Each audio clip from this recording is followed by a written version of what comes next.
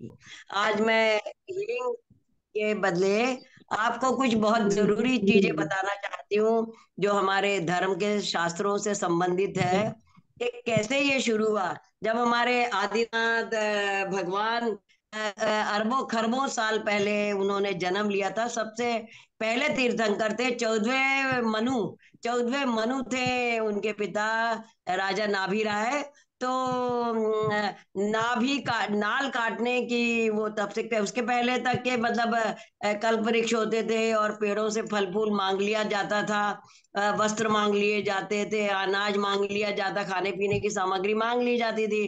फिर कल्प वृक्ष खत्म हो गए और क्या कहते हैं, उनके नाभि राय के दरबार में आदिनाथ भगवान का जन्म हुआ।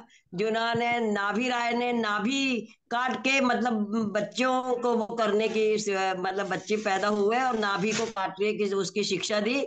तो वो नाभि राय कहलाए। उनके पुत्र हुए आदिनाथ भगवान। आदिनाथ भगवान जो पहले तीर्थंकर थे, उनके जन्म होने से पहले उनकी माता को 16 स्वप्न आए। 16 स्वप्न बड़े जो महापुरुषों को आते हैं। तो आदिनाथ भगवान ने आके सबसे पहले जब उनकी दो शादियां हुई, नंदा और सुनंदा के साथ। और उनसे 101 पुत्र हुए। 101 पुत्र हुए और दो पुत्री हुई, ब्राह्मी और सुंदरी। ब्राह्मी और सुंदरी दो पुत्री हुई। तो आदिनाथ भगवान पहले तीर्थंकर थे जिन्होंने स्त्री की स्वतंत्रता का वो किया। कभी उन्होंने पुरुषों से स्त्री को नीचे नहीं समझा, हमेशा स्त्री को बराबरी का दर्जा दिया।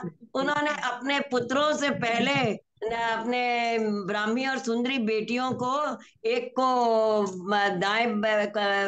उस पे बैठाया और एक को बाएं उस पे बैठाया, और ब्राह्मी को लिखने की शिक्षा दी, ब्राह्मी लिपि की।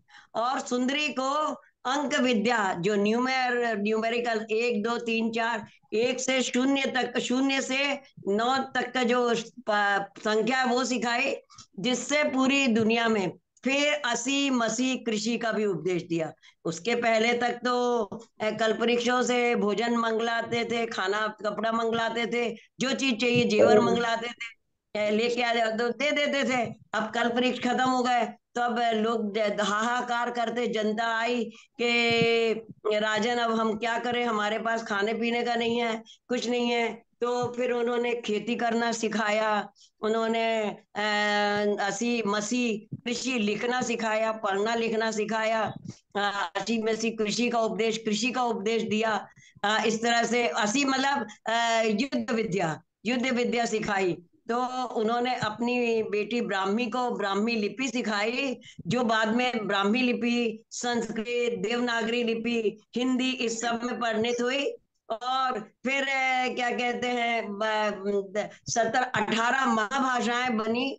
और 18 महाभाषाएं बनी। और फिर पूरी दुनिया की उससे भाषाएं बनी, 17,000 भाषाएं बनी। तो इस तरह से उन्होंने ज्ञान दिया। और फिर भगवान ने खेती करना, युद्ध विद्या, सारी ज्ञान आदिनाथ भगवान ने दिया। और उसके बाद उनके जो पुत्र हुए भरत जी के नाम पर इस देश का नाम भारत पड़ा। क्योंकि उनके सबसे ज्येष्ठ पुत्र थे, आदिनाथ भगवान के ज्येष्ठ पुत्र थे भरत, जिनके नाम से इस देश का नाम भारत पड़ा। है ना, जो मतलब जो अपनी आत्मा में रमन करता है, भा का मतलब है आत्मा का ओज, आत्मा के ओज में जो रमन करता है। क्योंकि हिंदुस्तान में ये प्रथा है, जो आत्मा का सोल का कॉन्सेप्ट हिंदुस्तान में ही है, विदेशों में सोल का कोई कॉन्सेप्ट नहीं है। तो आदिनाथ भगवान ने मतलब भरत के नाम से भारत पड़ा। और भरत आदिनाथ भगवान ने 84 लाख पूर्व तक के जीवन था उनका, 84 लाख पूर्व का जीवन था। और इतने साल उन्होंने राज्य किया और पूरे विश्व में मतलब से शिक्षा को प्रचार प्रसार किया।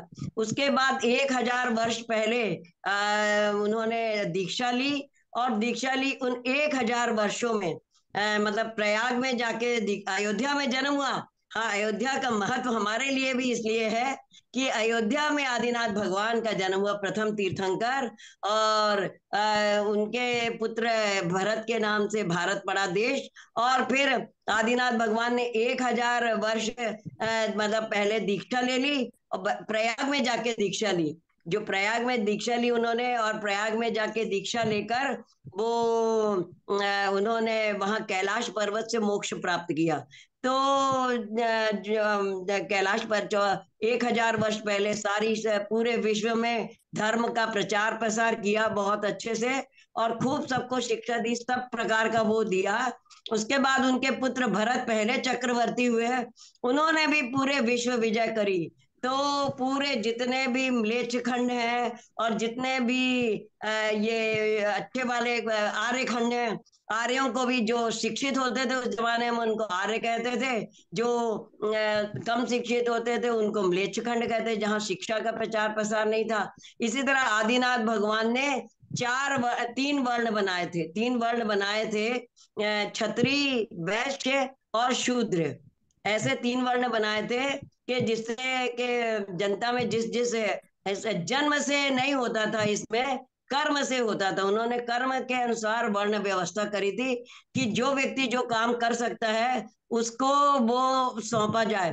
तो आदिनाथ भगवान ने क्या कहते हैं, भरत जी ने एक और बनाया, क्योंकि जब भगवान की दिव्य ध्वनि खिरने लगी तो अब वो शिक्षा को कौन पहुंचाएगा जनता तक।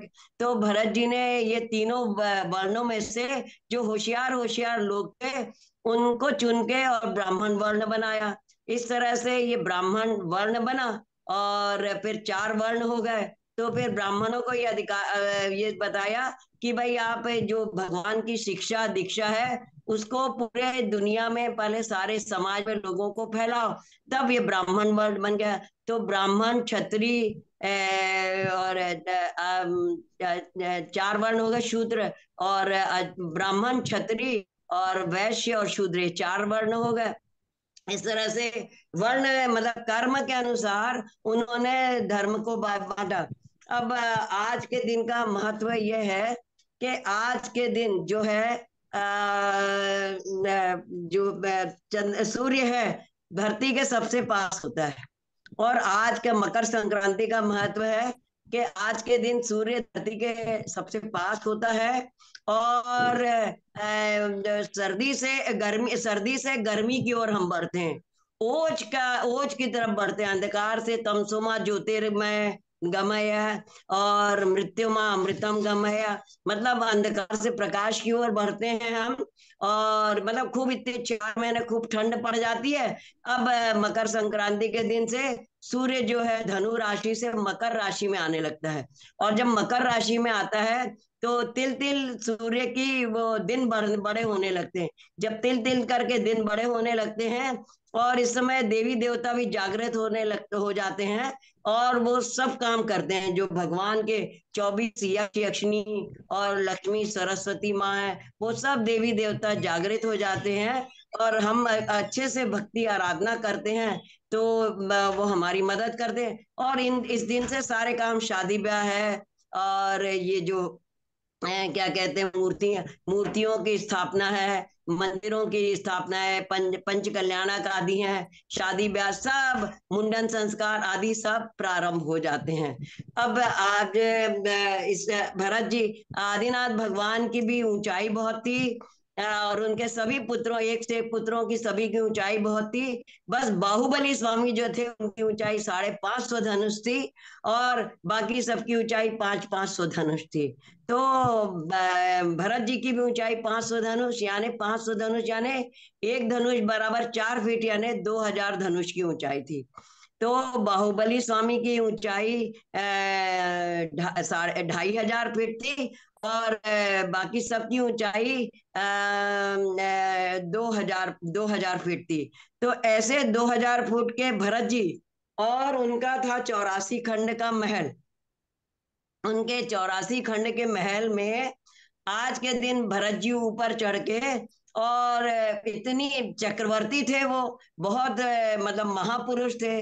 तो वो ऊपर 84 खंड के महल में ऊपर चढ़ते थे, और सूर्य में जो होता था सूर्य में जो अकृत्रिम जिनालय होते थे, उनमें जो अकृत्रिम जिनबिंब होते थे, उनके दर्शन करते थे। और उनके दर्शन करके साक्षात अष्ट द्रव्य से पूजा करते थे।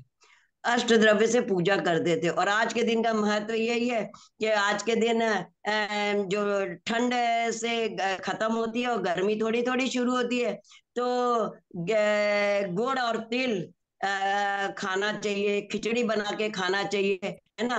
गुड़ और तिल और चावल, खिचड़ी और कपड़े लत्ते आदि दूसरों को दान भी देना चाहिए। जो गरीब हैं उनको दान भी देना चाहिए।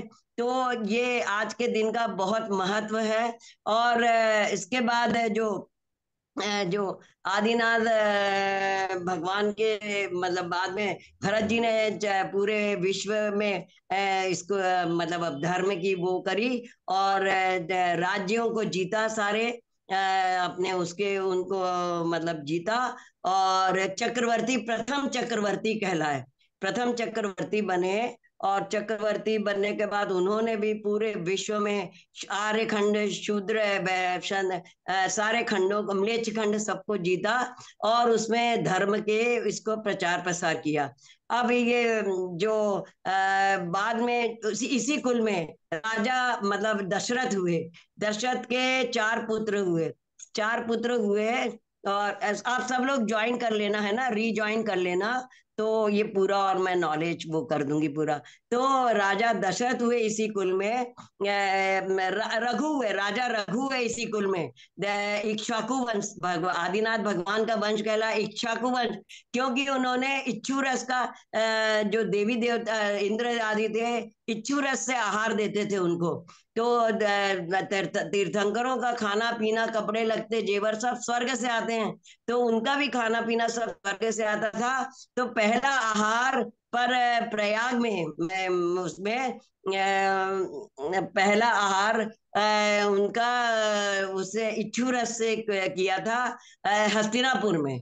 हस्तिनापुर में आदिनाथ भगवान को तो आहार वहां से आता था, पर फिर भी उन्होंने धर्म की दीक्षा, मतलब मुनि मुनि धर्म चले, और कैसे जैन धर्म चले, कैसे चर्या, कैसे श्रावक बने, कैसे मुनि बने, उसके लिए उन्होंने इसकी शिक्षा दी।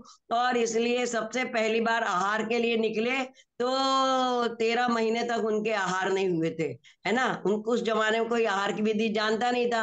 राजा श्रेयांश के यहाँ, वो आखा तीज के यहाँ पहुंचते हैं, तब श्रेयांश को सपना आता है कि पूर्व भाव में तुम राजा वज्रजंग की पत्नी थी श्रीमती, तब तुमने अपने दो पुत्रों को, जो मुनि थे, जो स्वर्ग मार्ग से आए थे, उनको कैसे आहार दिया था, पड़गाहन करके, अत्रो अत्रो करके, 16 का भोजन बना के कैसे उनको आहार दिया था। इसी तरह से अब ये आए हैं, और तुम पूर्व जन्म में इनकी पत्नी थे, अब ये आदिनाथ के रूप में आ रहे हैं। तो आदिनाथ भगवान ने धर्म की प्रथा चलाने के लिए 11 महीने बाद 13 महीने बाद हस्तिनापुर पहुंचे। और हस्तिनापुर में उनको राजा श्रेयांश ने, राजा सोम ने और उनकी पत्नी ने पड़गाहन करके इच्छुरस का आहार दिया, तो इच्छाकु वंश कहलाने लगा। अब इस इच्छाकु वंश में बाद में रघु राजा हुए। रघु राजा जो तद्भव मोक्षगामी थे। अब तद्भव मोक्षगामी होने के कारण वो रघुकुल कहलाया। इसी कुल में रामचंद्र जी उत्पन्न हुए, जो रघुकुल कहते हैं अपन, तो इसी कुल में रामचंद्र जी उत्पन्न हुए। और रामचंद्र जी मतलब दशरथ जी के पुत्र, जो कौशल्या से उत्पन्न हुए रामचंद्र जी, और सुमित्रा से उत्पन्न हुए लक्ष्मण जी, और कैकई से उत्पन्न हुए तो शत्रुघ्न और भरत। राम लक्ष्मण, भरत और शत्रुघ्न कैकई से उत्पन्न हुए। तो इसी कुल में ये उत्पन्न हुए। और जब क्या कहते हैं, ये छोटे थे, तो इनको गुरुकुल में विश्वामित्र के आश्रम में पढ़ने पढ़ने भेज दिया गया। तो रामचंद्र जी शुरू से अपने ज्ञानी थे बहुत, और बहुत मतलब सरल और सीधे थे, और बहुत पुण्यात्मा थे। तो ये जहां भी जाते थे, इन्होंने जो दैत्यों का या जो बुरी शक्तियों का वो करा उनके जाते साथ। और जो एक वहां भी आश्रम में ले गए, तो उसने उन्होंने जो वो थी उनका भी उद्धार किया, जो पत्थर बन गई थी। तो ये वो किया। और जब ये गुरुकुल से वापस आए अपने वहां घर में, वापस आए लौट के अपनी शिक्षा ग्रहण करके, तो राजा दशरथ ने तय किया कि मेरा पुत्र वापस आ गए हैं और अब हम इनका वो करेंगे। तो भरत और शत्रुघ्न पिता से आज्ञा लेके वे अपने मामा के यहाँ चले गए कि हम इतने साल बाद आए हैं, अपने मामा से भी मिलके आ जाएं, मामा नाना से। और वो चले गए अपने वहां।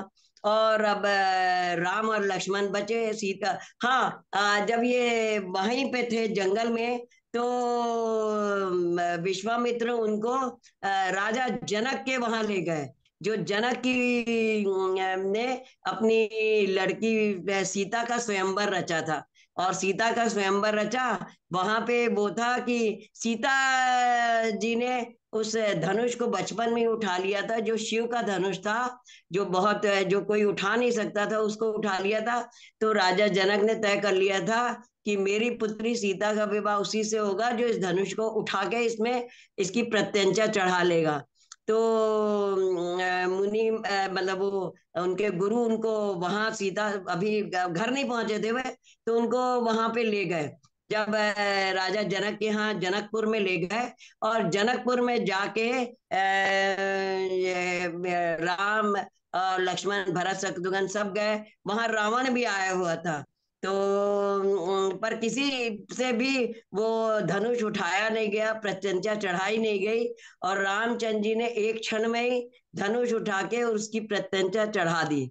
वो बहुत विशाल धनुष, ब्रह्म धनुष था, शिव धनुष था, जो भी उसको बोलो, बहुत महान धनुष था। वो कोई बहुत पुण्यात्मा ही उठा सकता था। और रामचंद्र जी जो थे बलभद्र थे, है ना।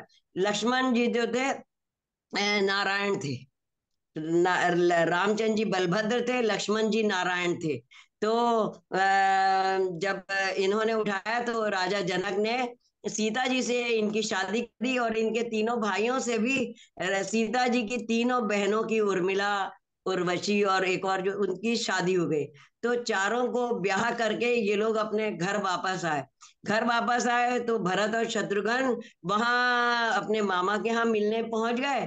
और राजा दशरथ ने इनको अपनी राजगद्दी, मतलब अपने सिंहासन देने का वो कर लिया उनसे प्रण, कि मैं मेरे वे राम की राजगद्दी होगी, सिंहासन दूंगा मैं उसको।